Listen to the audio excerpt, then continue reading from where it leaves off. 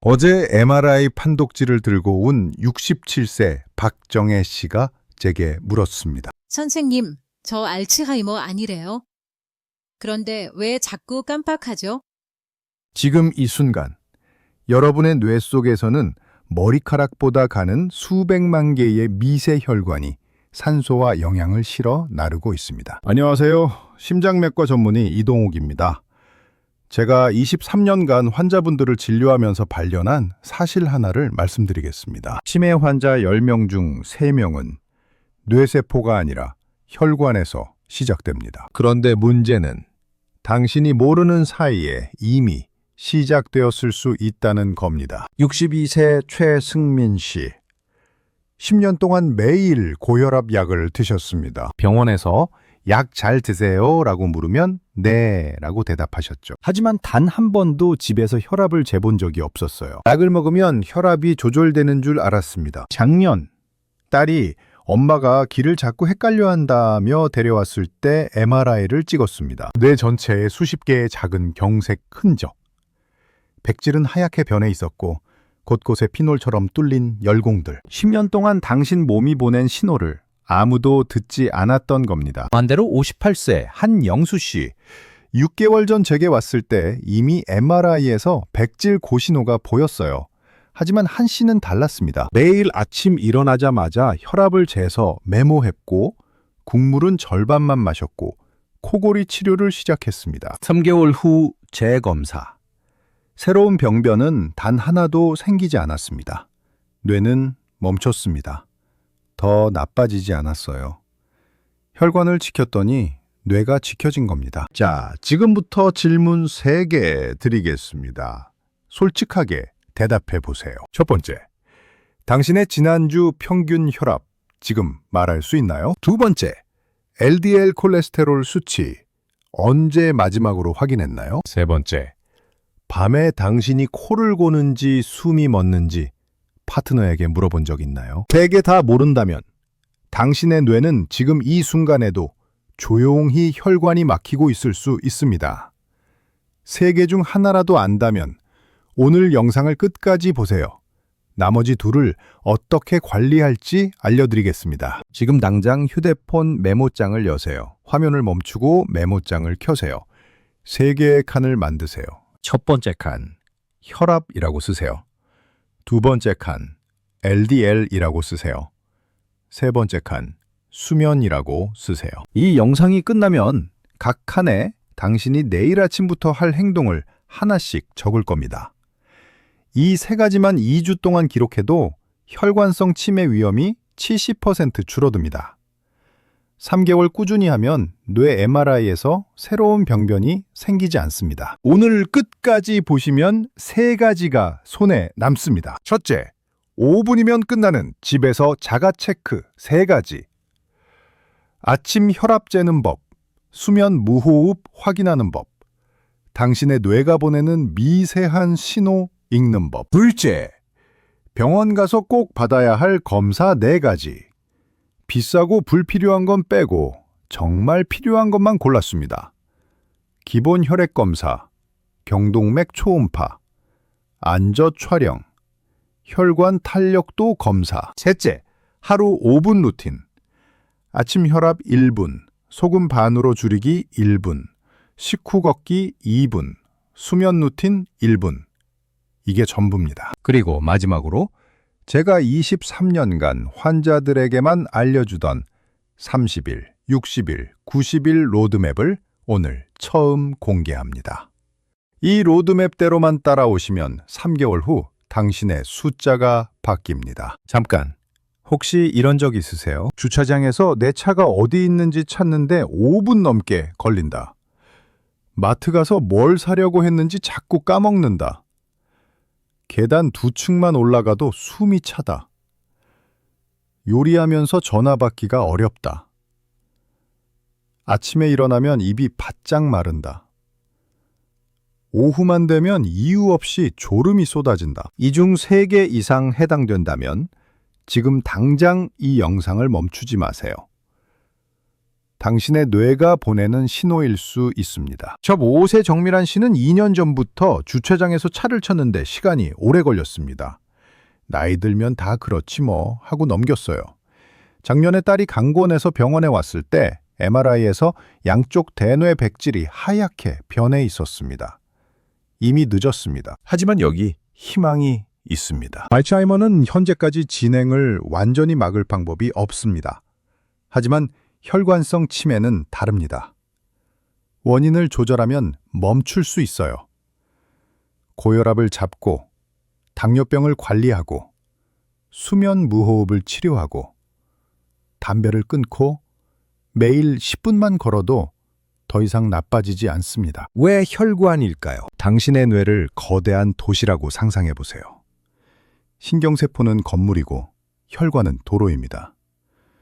도로가 막히면 택배가 안 오고 쓰레기가 쌓이고 결국 건물은 무너집니다.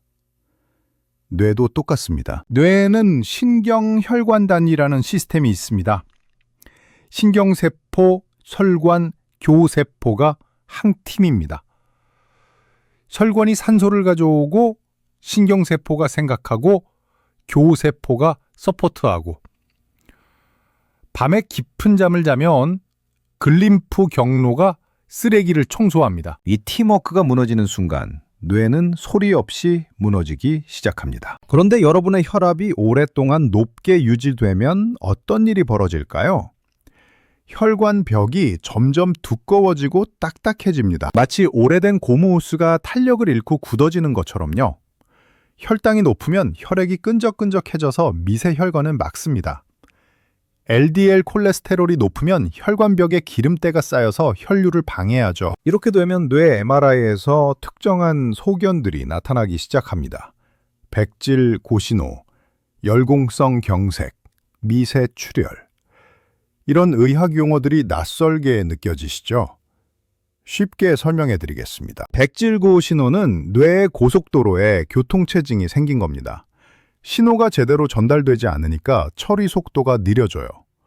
열공성 경색은 작은 정전사고입니다.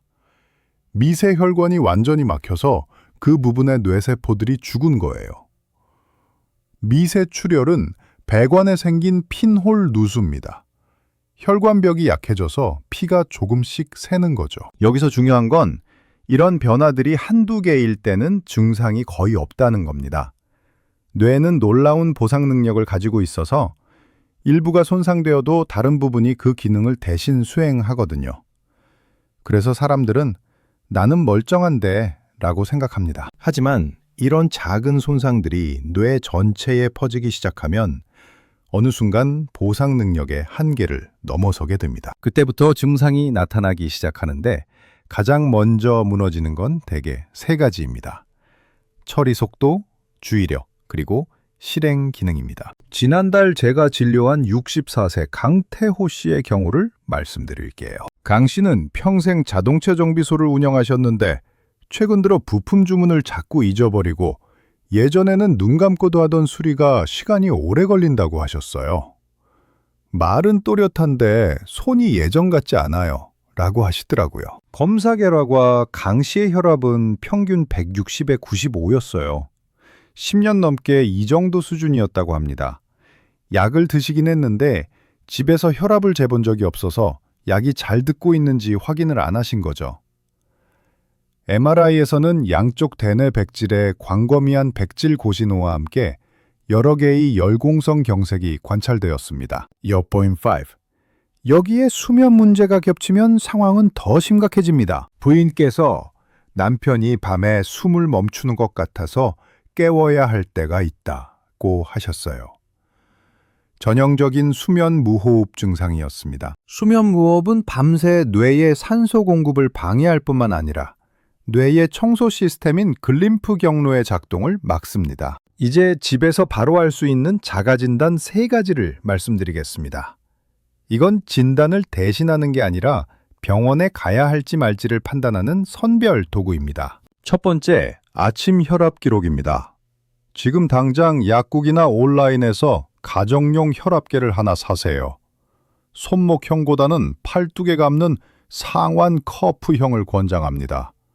그리고 2주 동안 매일 아침 기상 후와 저녁 취침 전에 혈압을 재세요. 측정 방법이 중요합니다. 화장실에 다녀온 후 5분간 조용히 앉아서 쉬세요. 다리를 꼬지 말고 등을 등받이에 기대고 팔은 심장 높이에 놓으세요.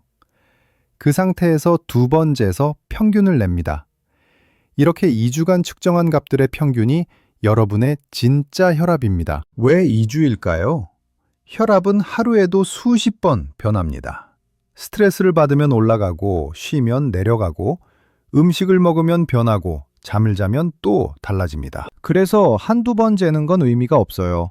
2주간의 평균을 봐야 진짜 혈압 상태를 알 수 있습니다. 제 환자분 중에 69세 이순자 씨가 계셨는데 병원에서 재면 항상 150에 90 정도 나왔어요. 그래서 혈압약을 2가지나 드셨죠. 그런데 집에서 2주간 재보니까 평균이 125에 75였어요. 병원에서만 긴장해서 올라가는 백의 고혈압이었던 겁니다. 반대의 경우도 있어요. 병원에서는 정상인데 집에서는 높은 가면 고혈압. 이건 오히려 더 위험합니다. 2번째, 수면 체크입니다. 다음 질문들에 답해보세요. 아침에 일어났을 때 입이 심하게 마르나요? 자고 일어났는데도 머리가 무겁고 두통이 있나요? 낮에 이유 없이 졸음이 쏟아지나요? 특히 TV를 보거나 책을 읽을 때 자주 조나요? 파트너가 당신 자다가 숨이 멎는 것 같다고 말한 적이 있나요? 이 중 3개 이상 해당된다면 수면 무호흡을 강력히 의심해야 합니다.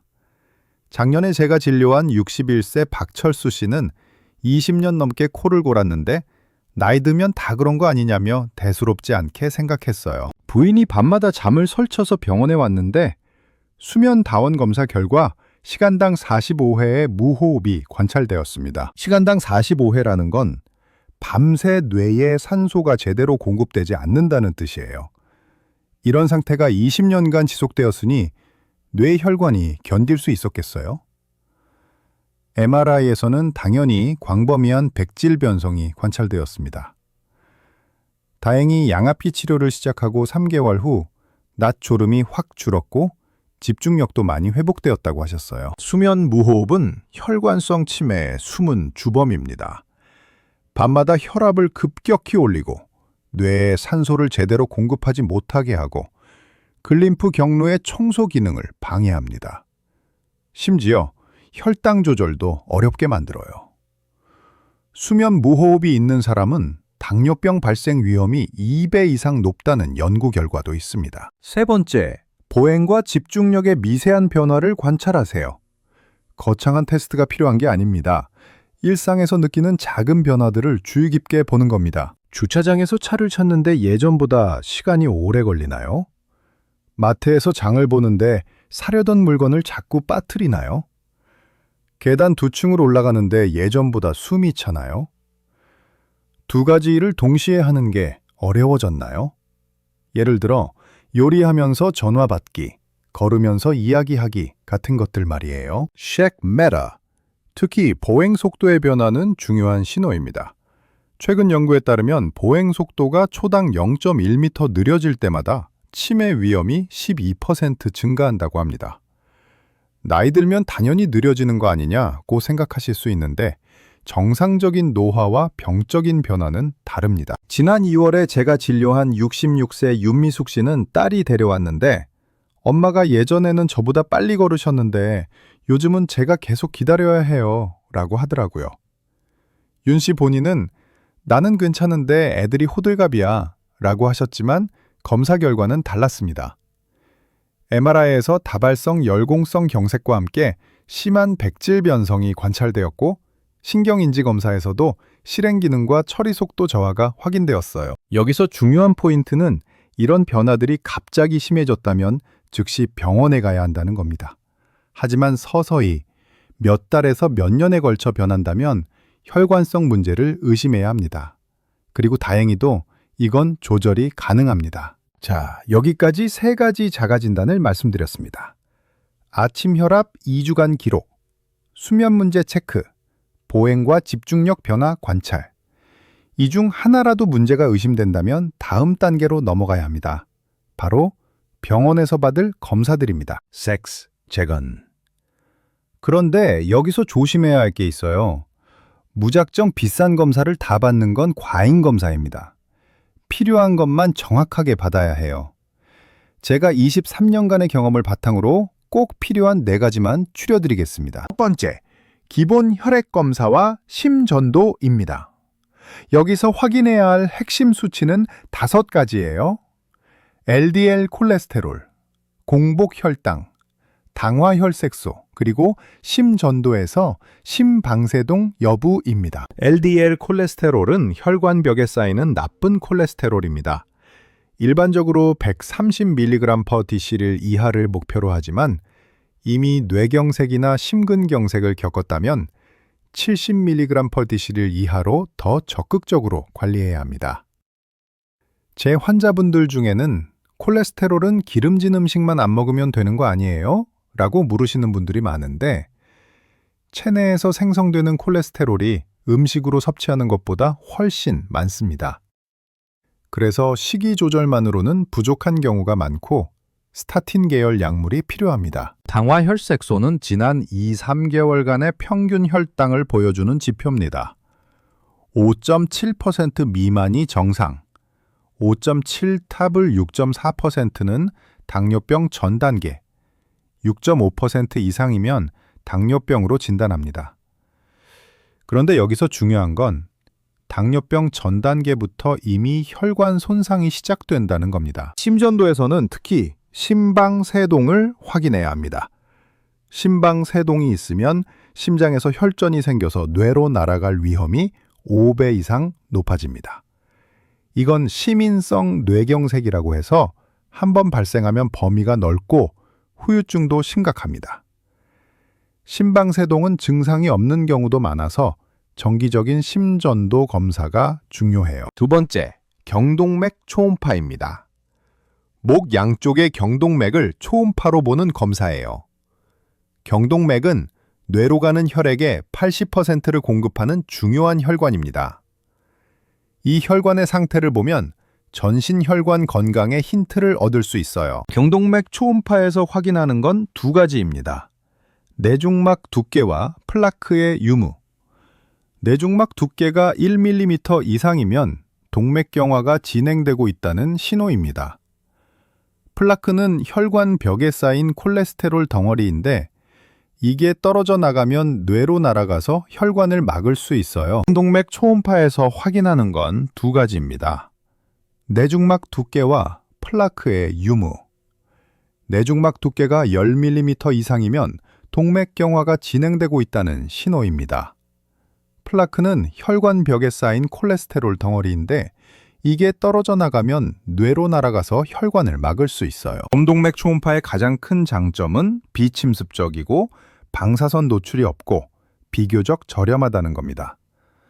50세 이상이거나 고혈압, 당뇨병, 흡연 같은 위험 요인이 있다면 2-3년마다 한 번씩 받는 걸 권장합니다. 세 번째, 안저 촬영입니다.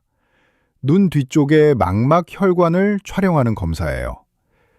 눈이랑 뇌가 무슨 상관이에요?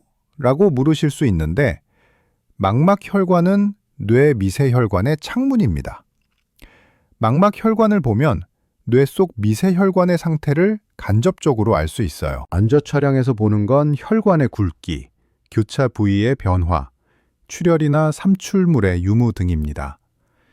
혈관이 좁아져 있거나 구불구불 꼬여 있거나 미세 출혈이 있다면 전신 미세혈관 상태의 경고입니다. 최근에는 AI가 망막 사진을 분석해서 심혈관 질환 위험을 예측하는 기술도 나왔어요. 안저 촬영의 장점은 눈만 검사하면 되니까 간단하고 혈관을 직접 볼 수 있다는 겁니다.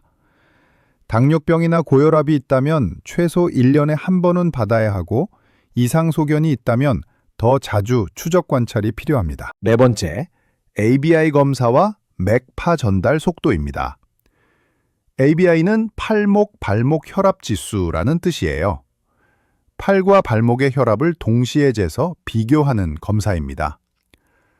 정상적으로는 발목 혈압이 팔 혈압과 비슷하거나 약간 높은데 만약 발목 혈압이 낮다면 다리 혈관에 협착이 있다는 신호입니다. 다리 혈관이랑 뇌가 무슨 상관이에요? 라고 물으실 수 있는데 혈관은 전신에 연결되어 있어요. 다리 혈관이 막혔다는 건 온몸의 혈관 상태가 좋지 않다는 뜻이고 당연히 뇌 혈관도 예외가 아닙니다.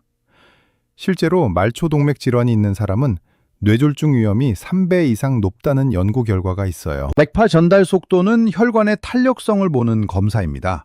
심장에서 나온 맥파가 팔과 다리로 전달되는 속도를 측정하는데 혈관이 딱딱해지면 속도가 빨라집니다. 정상 범위는 나이에 따라 다르지만 일반적으로 1400cm/s 이상이면 혈관 나이가 실제 나이보다 10년 이상 많다고 봅니다. 이 네 가지 검사는 치매를 진단하는 검사가 아닙니다.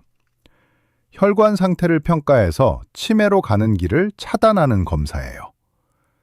필요하다면 뇌 MRI도 추가할 수 있지만 모든 사람이 다 받을 필요는 없습니다.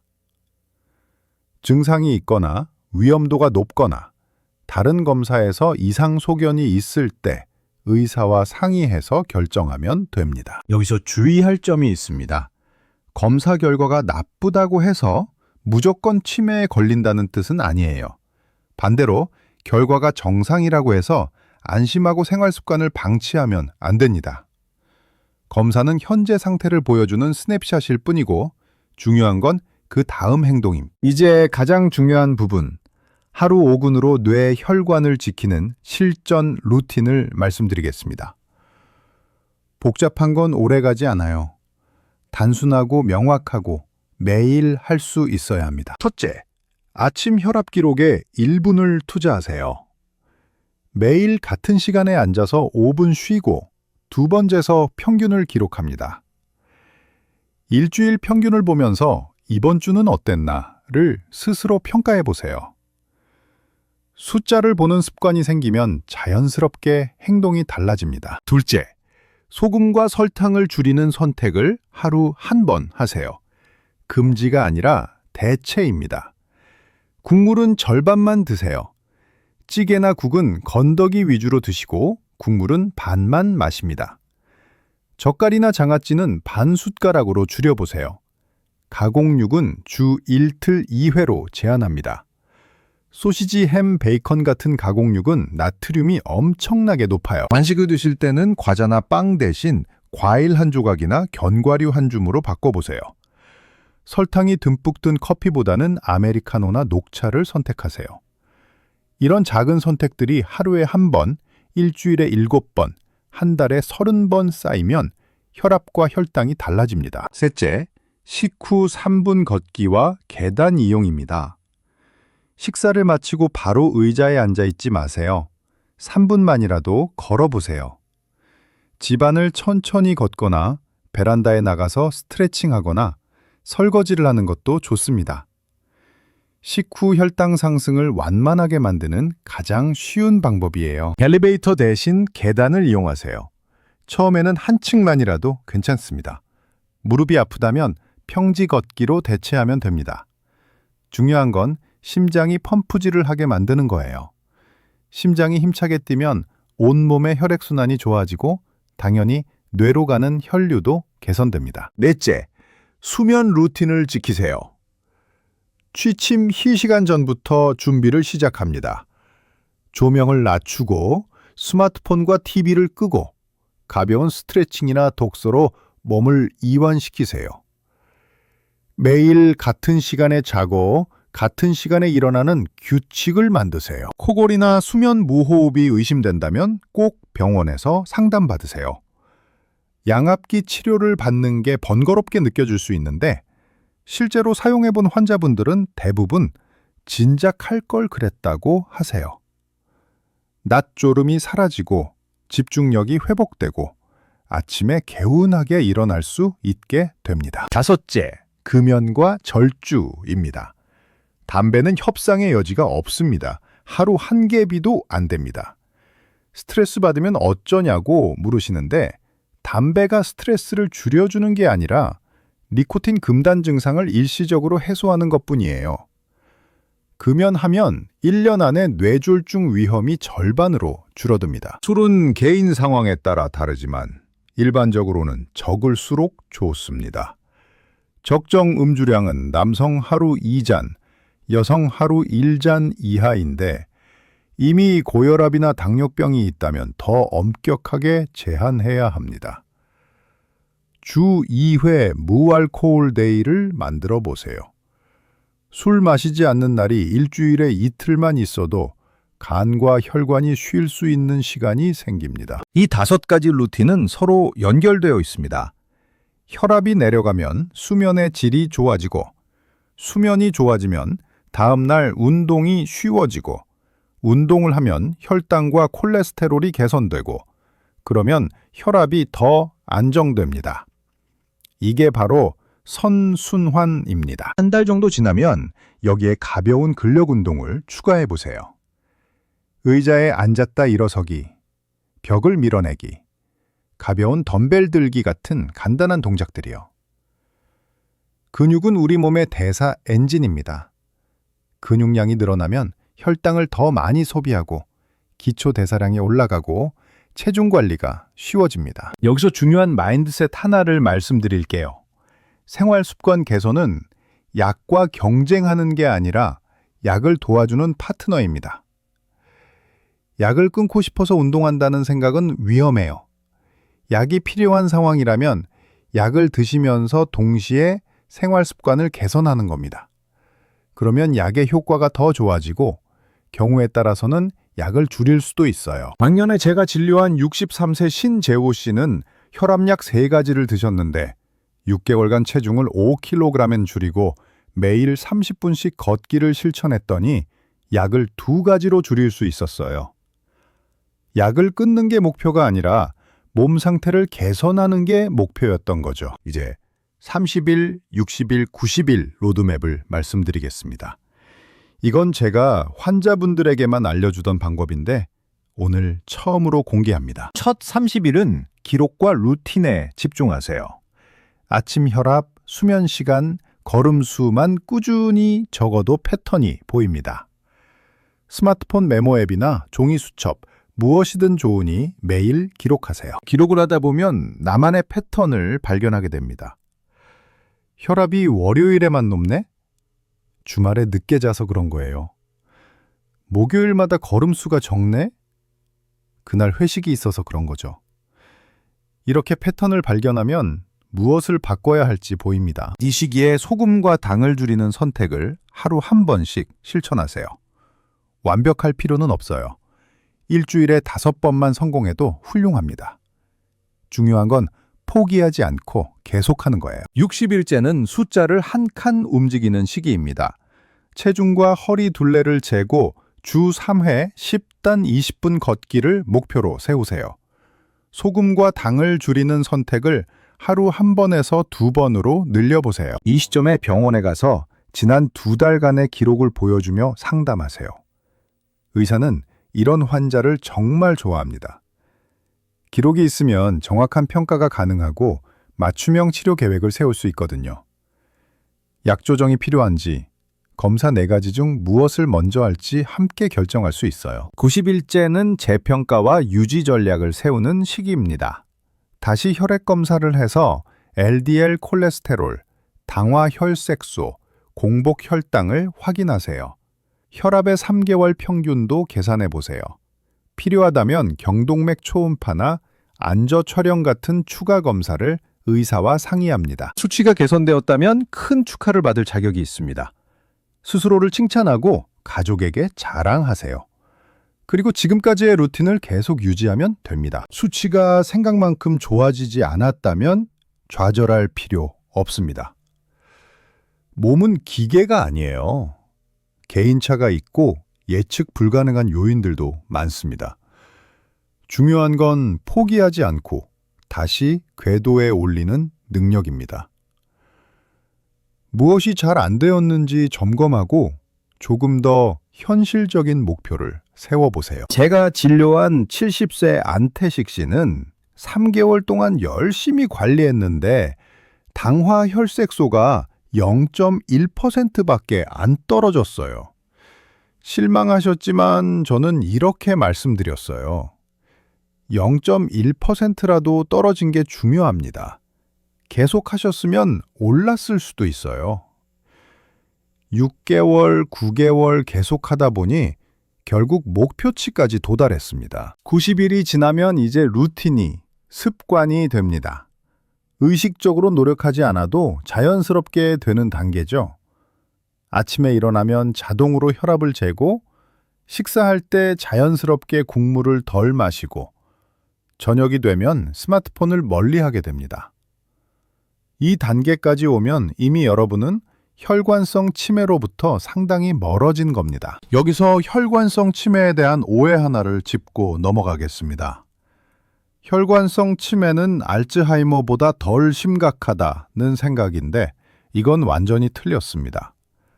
혈관성 치매도 심각한 장애를 일으킬 수 있고 특히 반복적인 뇌경색으로 계단식으로 악화되는 경우가 많아요. 하지만 희망적인 부분도 분명히 있습니다. 알츠하이머는 현재까지 진행을 완전히 막는 치료법이 없지만 혈관성 치매는 원인을 조절하면 진행을 늦추고 심지어 일부 기능을 회복할 수도 있어요. 고혈압을 조절하고 당뇨병을 관리하고 수면 무호흡을 치료하고 금연하고 운동하면 뇌 혈류가 개선되고 더 이상의 손상을 막을 수 있습니다. 제가 진료한 72세 홍순자 씨의 경우를 말씀드릴게요. 홍 씨는 2년 전 처음 오셨을 때 이미 경미한 인지장애가 있었어요.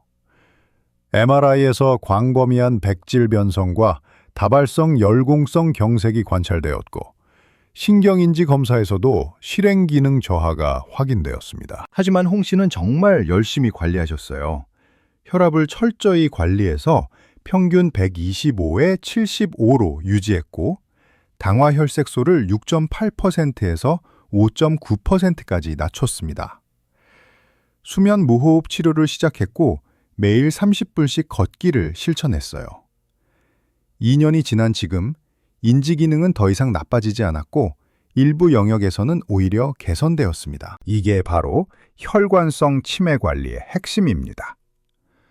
완치를 목표로 하는 게 아니라 더 이상의 악화를 막고 현재 기능을 유지하는 겁니다. 그리고 그건 충분히 가능합니다. 약물 치료에 대해서도 간단히 말씀드리겠습니다.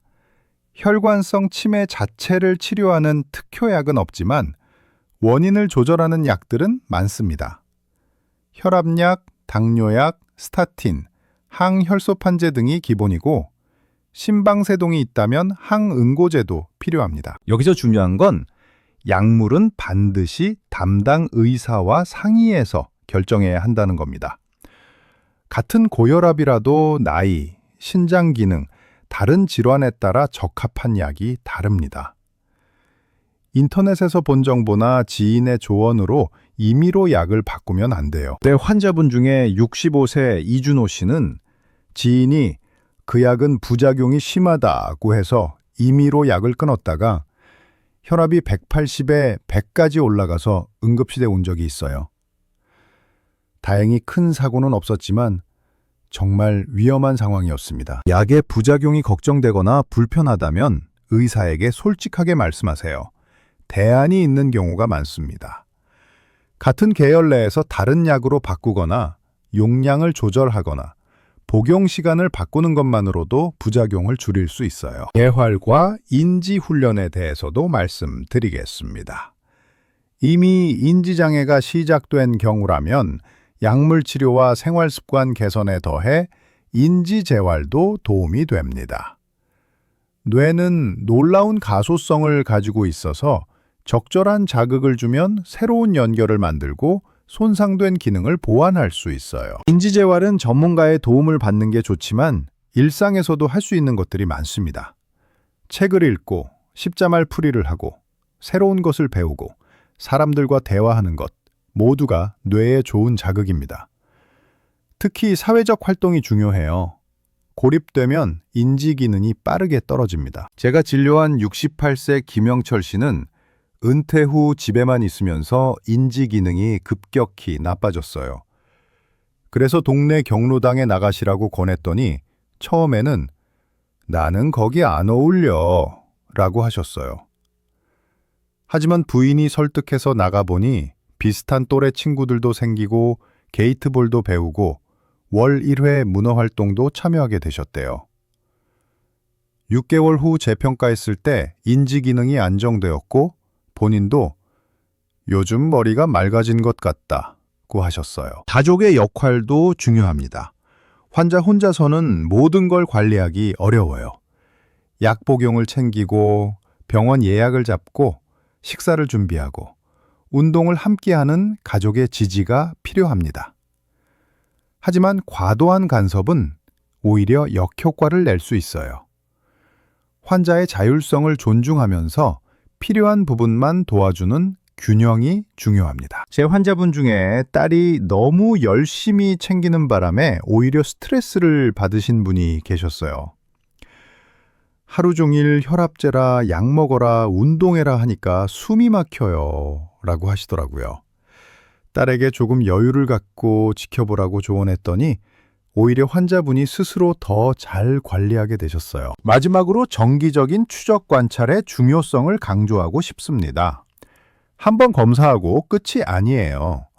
3탈 6개월마다 혈액 검사를 하고 1년마다 경동맥 초음파나 안저 촬영을 하면서 변화를 추적해야 합니다. 수치가 좋아지고 있는지, 새로운 문제는 없는지 확인하는 거죠. 여기까지 긴 시간 함께 해주셔서 정말 감사합니다. 오늘 말씀드린 내용을 세 줄로 정리하겠습니다. 첫째, 치매의 30%는 혈관에서 시작한다. 하지만 혈관은 우리가 조절할 수 있다. 둘째, 집에서 혈압, 수면, 보행을 체크하고 병원에서 혈액 검사, 경동맥 초음파, 안저 촬영, ABI를 받자.